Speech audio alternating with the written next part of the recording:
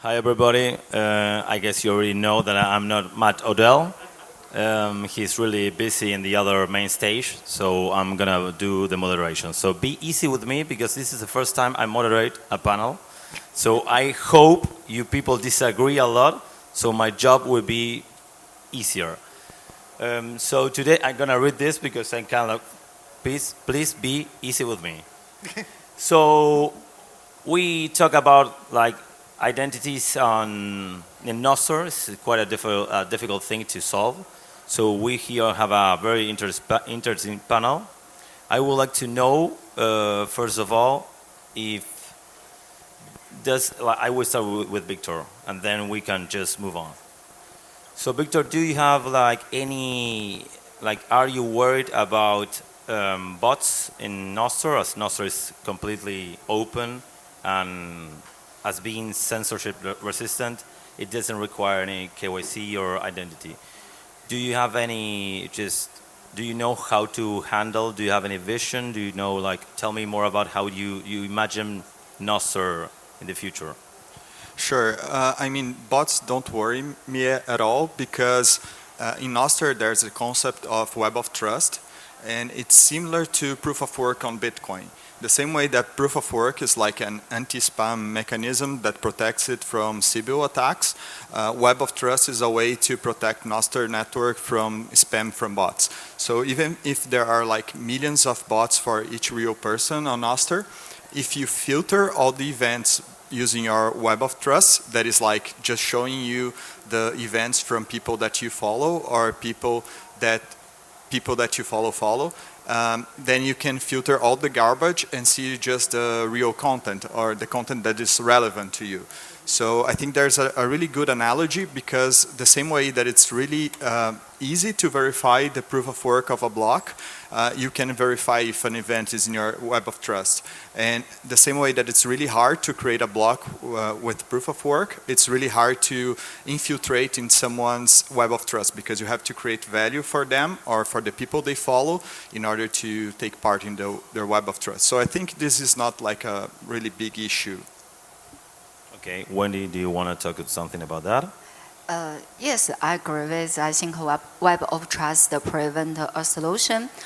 For example, Mariano followed and interact with Victor.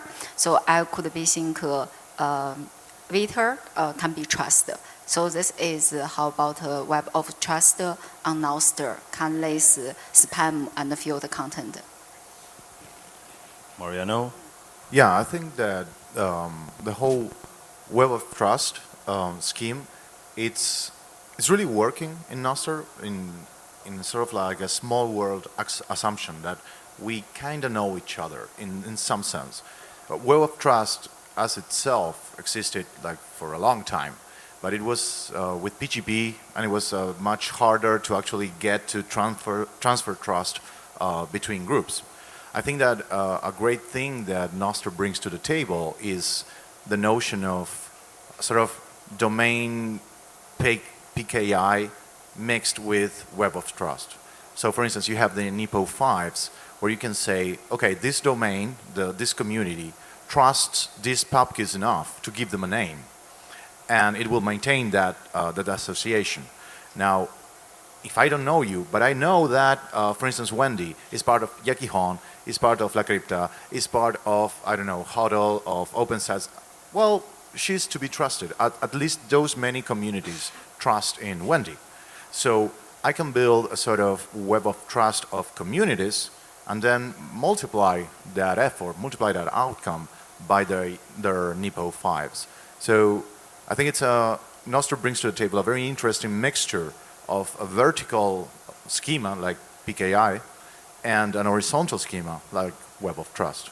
So I think we shouldn't necessarily be worried about bots right now. As AI and simulation techniques and stuff like that gets even more sophisticated and start passing several Turing tests, it becomes more of a problem. But for now, I think we have the tools for the job.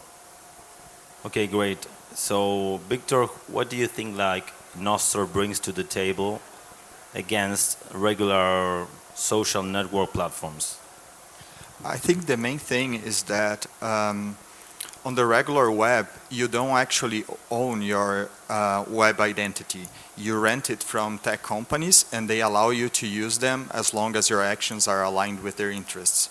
And this is a huge problem, and I think it's getting worse because of artificial intelligence and deepfakes. You won't be able to trust any digital information without verifying their source. And the institutions that we rely on to verify the sources are actually the government, the mainstream media, and the big techs. So they may get even more powerful than they already are. So I see NOSTR as an alternative that you can generate your own identity card for the internet, and anyone can verify if the information that you published came actually from you without intermediaries. So I think it's like the only way forward in this world with deepfakes and bots. Wendy? Yeah, and for my thinking, why NOSTR can face the challenge from centralized social media? Because on NOSTR, accounts, relay, and clans totally separated. You can host your relay and storage your data, choose which relay you want to storage. If some relay refuse you, you still can choose another relay. And also NPub is everything you can think on NOSTR. You can use NPub log in different clans, and the signature you message, no one can hide or delete it, and no single client can control you. So this also I thinking why NOSTR is totally different from Mastodon, Farcast, and Blue Sky and other social protocol. Yeah. I think a very important aspect of NOSTR that we should be grateful in a sense is that it's truly distributed, and it's kind of the underdog right now. There are no big technological conglomerates around it. So that allows not only for freedom of speech, but actually for a very direct, very near form of anonymity. You can just create a new private key all by yourself. You don't need to ask anyone for permission. You don't need to rent a space on Twitter or anything like that. You just do it yourself. So you become a moving target for those interests that are in a way kind of censoring you to stay in the mainstream. Like for instance, what happens on X, on Instagram, or wherever, is like they let you use the platform as long as you say what they expect you to say. So with NOSTR, you don't need to take that shit. You can say whatever you want, and people may choose to listen to you or not, but you still have the sovereignty of saying whatever you really think. I guess that's a huge point in favor, not only from who am I as an identity, but who am I as a thinking individual in the social discourse. Okay, Victor, you mentioned about, I heard you talking about renting as well, like renting the identity. I found that concept like interesting, that it's a good way to understand, like, is it your social identity in a centralized social network really yours? Do you have any take on that? I don't think it's really yours, and it can be taken from you at any time. And it's not only on the web that you're not the owner of your own identity. Actually, by the law, the government is the only one that issues identity for people and for companies, and the government regulates how people and companies can interact, which contracts are valid and which contracts are not. So even the market, you don't own your own identity when you're doing business with other people and with other companies. So I think that one potential for NOSTR as being this self-sovereign identity is allow the emergency of free market on the internet when you combine NOSTR with Bitcoin. So I think it goes well beyond the identity on the internet, but also the legal identity of people and companies. Do you think, Wendy, in this case, this is ordered. So how, like maybe Victor mentioned this about web of trust, but how would you manage Like if you're a new user, so you don't have any web, you don't have any friends, you don't have any circle. How would the social network graph grows from zero to the? How would people start following you? How would you acknowledge the people your identity somehow? How would you jumpstart, let's say in Yakion, like the platform? Yeah, on Yakihan, we based on this rulers. When people look in Yakihan, they can sub-circle different topics. Based on topics, they can find a social network. For example, I'm very interested about Bitcoin, so I can follow some Bitcoin topics. Then based on these topics, I follow some persons. So this is how NOSTR user start at Yakihan. Yeah. Mariano, one question. You mentioned about the PKI. It's PK. Yeah, PK, PKI. right? PKI. PKI, yeah. So, do you have a take on this? Like, can you explain a little bit more Sure. about? Sure. So PKI is the way in which we normally quote unquote translate confidence in the web. So whenever you access an HTTPS site, for instance, you get a certificate from that site saying, hey, I'm actually the owner of this site. Now anyone can say anything. That doesn't mean anything. But if that certificate is signed by what's called a certification authority, then you trust that certification authority, so you trust that that site is who they say they are. Now, that's a bit of a chicken and egg situation, like how do you know who to trust to begin with? Now, if you open your laptops and look at, I don't know, Firefox or whatever, you're going to see there's a directory full of pre-signed certificates from some corporations that people implicitly trust, like VeriSign or the likes, RSA Labs, stuff like that. So PKI is a very hierarchical, very vertical way of transferring confidence, transferring trust. So you implicitly trust a certain authority, and that authority signs the certificates of the ones below them, and so on and so forth. Now, you don't really have a choice nowadays. Nowadays in the web, you either trust PKI or you don't have secure communication. Now, what NOSTR brings to the table is a different aspect to that, which was, in the beginning, was called Web of Trust, WOT, and it was based around PGP, which was Zimmerman's, crypto system. Now, what PGP, what Web of Trust does is, initially, you don't trust anyone, but once we meet, we can exchange keys, and once we exchange keys, I say, okay, so I trust Agustin. I met him in person, I know who he is, so I trust him. Now, Agustin meets Wendy. I've never met Wendy, but they two trust each other. So now if I want to speak with Wendy, I know that I don't know her, but I trust someone who trusts her. So you get this sort of transitive trust transmission, which is much more organic. Now the problem with that is that it's also much more a pain in the ass to do. So you need to physically meet, because otherwise it doesn't mean anything. So what NOSTR brings to the table is like a local, and with a NIPO 5, like a local mini PKI structure, but then across domains, you get this web of trust dynamic going on. And you can start discovering that graph by shared domains in an NIP5. So do you think anybody could answer this? Do you believe that like the trust is transitive? So you're able, if you trust someone and that person trusts another one, that means that I trust the third person? Like, I think there will be many algorithms for that, because you may trust someone to do something but not to do another thing.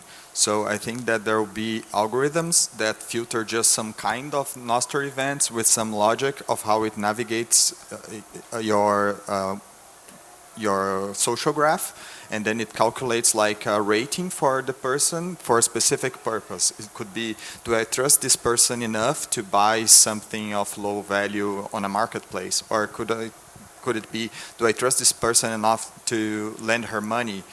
So I think that this kind of reputation will be some kind of compute that people will create and use like different ones for different use cases.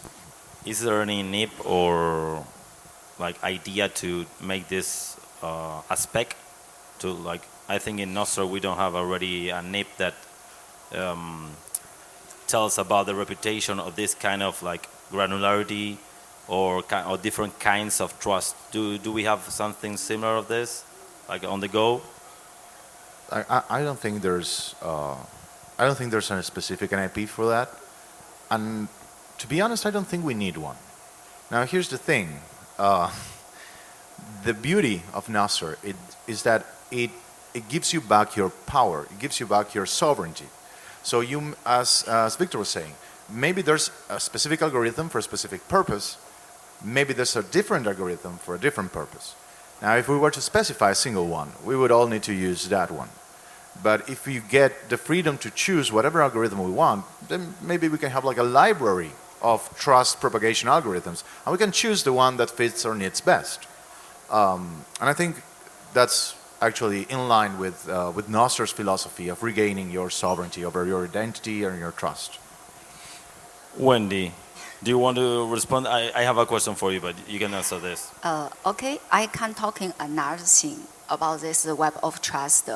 On Yakihan, we have one feature called verify nose. Verify nose is about when someone publish nose, other person can verify this nose is true or fake or confused. When he verify and rating this nose, who verify and rating who can receive some incentive, we call the sense. But we find a lot of spam coming and do rating and comments it. Then we build reputation systems about people, when people doing verify nose, they can receive some reputation, and we call this is another trust.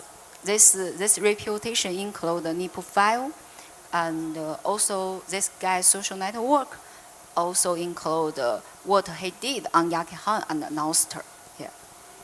So the next question would be, you as a client developer Yakihan, but I love it because it's open source. You open source it, so my respect. Go open source. No closed source code. Like NOSTR is open, so please open source everything.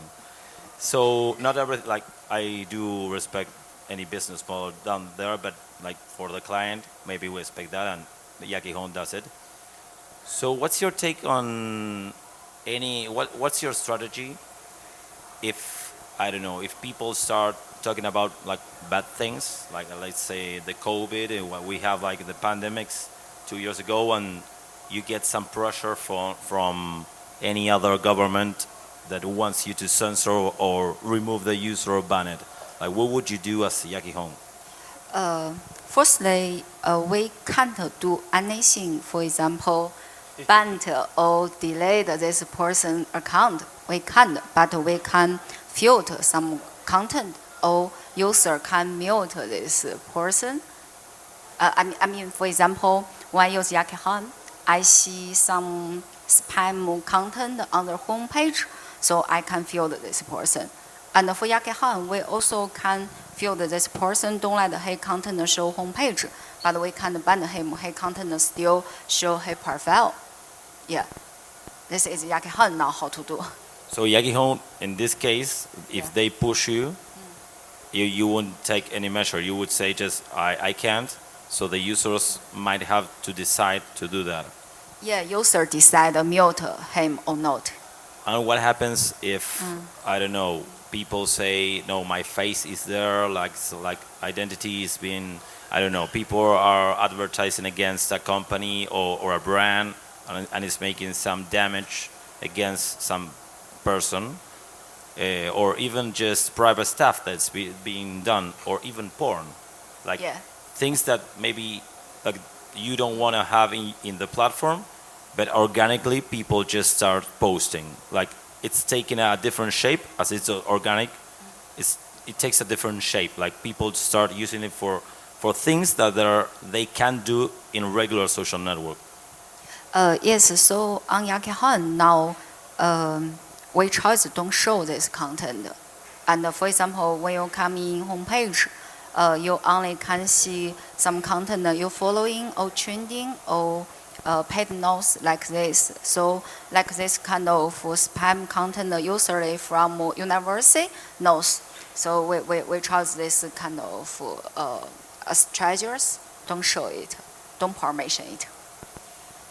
Can I add something there? Because that's actually a very interesting aspect of NOSTR.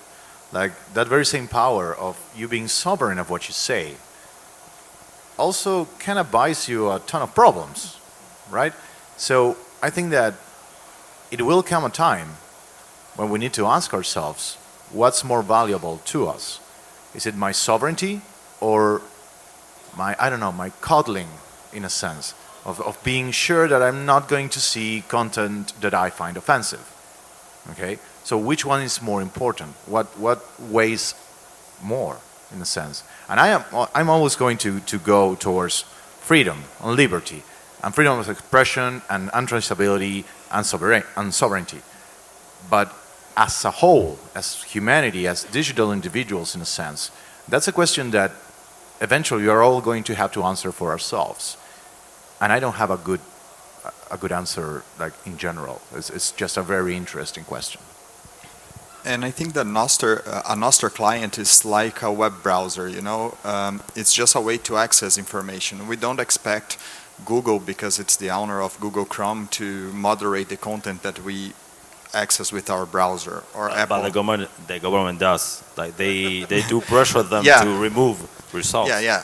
I think this is one layer. I think the developer of the client, he has no way to do that.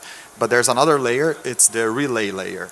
So I think if you host a relay in a specific country, you have to follow their laws, not because you agree with them, but because they have the monopoly on violence, so they can make you obey them. And I think that if I run a relay, I will also have a policy of things that I want in that relay and things that I don't want to. And people will post it to my relay if they agree with my policy, and they won't post it if they not. So I think there will be like a free market for relays. Each relay operator has the right to choose what he wants to host because he wants to do it or because he's allowed to do it. And then there's like these two layers, the relay layer and then the client layer that I agree with Wendy. It's like something that the user has to choose, you know, algorithm choice. So you apply like a web of trust, you can do some blacklisting of words or something using AI for images, but I think it will be the choice of the user. Yeah, that's also very interesting because it becomes an arms race in a sense. Like, how much can I tune my automatic filters, and what can I really do about it? I mean, we're talking about digital identity, and NOSTR doesn't really allow you to tie an individual to a pub key, right? So, first of all, how are we going to automatically filter stuff? And second, how are we going to prosecute that? Like, for instance, yesterday we had a speaker's dinner, right? And at the entrance, they made you leave your thumbprint on a device. I find that Terrible. Terrible, yeah. It's an invasion of privacy wherever you look at it. But then we started talking with some people here and said, well, you know, it's become kind of accepted, you know, that's the way things are done, and people don't question that anymore. Well, you don't get that in NOSTR. You don't get the thumbprint. You don't get pretty much anything. You at most get some sort of graph, and that is it. So moving forwards, trying to automatically moderate and automatically sort of quote-unquote prosecute is going to become harder and harder, and it's going to become like an arms race. Again, I think that eventually we're going to get to the point where what's worth more to you? Like your freedom or whatever content filtering policy you care to implement? I think it's the last question. You mentioned the relays, and a lot of people are worried about the monetization of relays. How are they gonna just run? Are they gonna charge? And some people say they might just provide the service for free. and start looking for alternatives ways of just make it sustainable. And what's your opinion on, I'm gonna start and go straight, about data mining? Like maybe are relays prone to make data mining on users? Yeah, for sure. And I don't know how they will monetize relays. I'm confident that people will find a way. I can see some options. And I don't think that we really need like that many relays for the network to be stable and protected. Because if you have like a big technology company in the US running a relay, another in Russia, another in China, another in India, another in Brazil, it's really hard for all of them at the same time agree to censor something. And if they do, it's probably really bad, you know, because they don't agree on anything. So maybe it will be centralized in those large companies in different countries, and it will work just fine for most people that want to use like a more normal social network experience, and like small relays will be for other kinds of applications, and then they may charge the user directly. Maybe Google's relay will be like Google Drive, that you have some amount of storage that you will get for free, or iCloud that you can pay Apple to increase the relay. I do think that like in maybe 10 years, all the big techs will offer relays as part of their like cloud hosting services. Yeah, I think this is very important things because relay is one of the key innovation on NOSTR. So keep a stable and reliable relay network is very important for us, for all clients. But the problem is about build a relay revenue model is very difficult. We talking too many times about this thing. So based on our thinking and explored, we think this solution may be from client how to solve this problem. For example, client build some business model or revenue features can refund some fee to relay. That's why on Yakihan we are our verify NOS features. We also keep some revenue for relay, and also we know if want to achieve this scalable revenue for relay, also not easy. That's why in this year we launched a relay incentive planning.